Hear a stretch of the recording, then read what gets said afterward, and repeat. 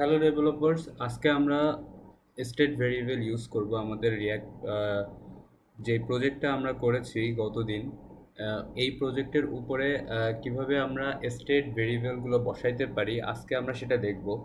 State variable হলো রিয়াক্টের একটা hook. আমরা যদি ক্রোমে ঢুকে সার্চ করি, আপনারা গুগলে সার্চ করলেই পেয়ে যাবেন যে use state in React.js।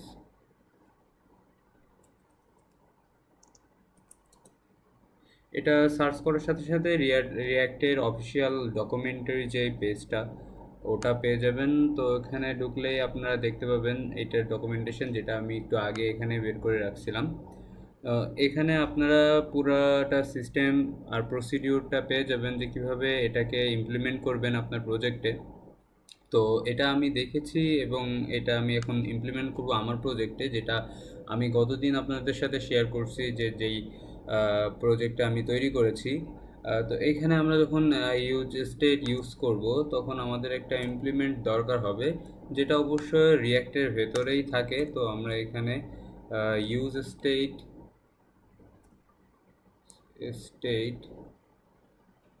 Implement করে নিলাম, বাট এখানে আলাদাভাবে ইমপ্লিমেন্ট হয়েছে, সমস্যা নেই।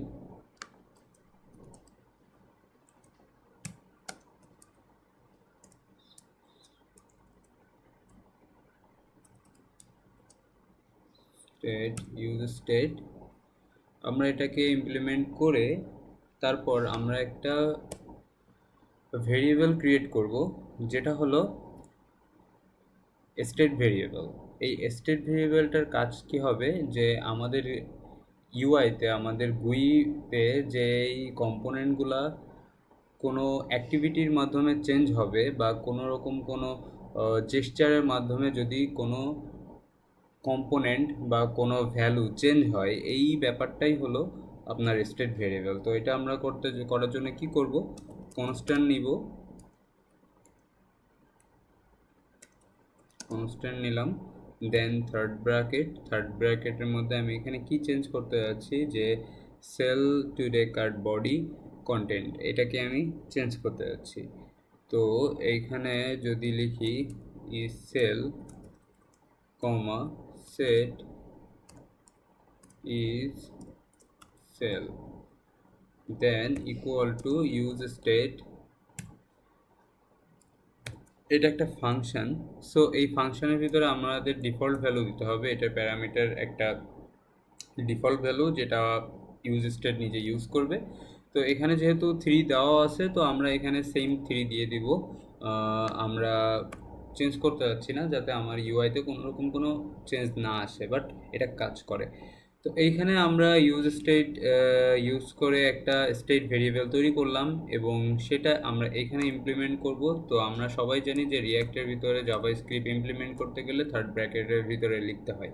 তো আমরা সেটা লিখে ফেলছি, দেন সেল যেই ভেরিয়েবলটা ছিল স্টেট ভেরিয়েবলের সেটাই আমরা ইউজ করলাম। দেন আমরা যদি সেভ করি অ্যান্ড আমরা এখন যদি সার্ভারটা অন করি, npm start ইন্টার, দেন আপনারা দেখতে পাচ্ছেন সার্ভারটা রিলোড হচ্ছে, আবার নতুন করে স্টার্ট হচ্ছে,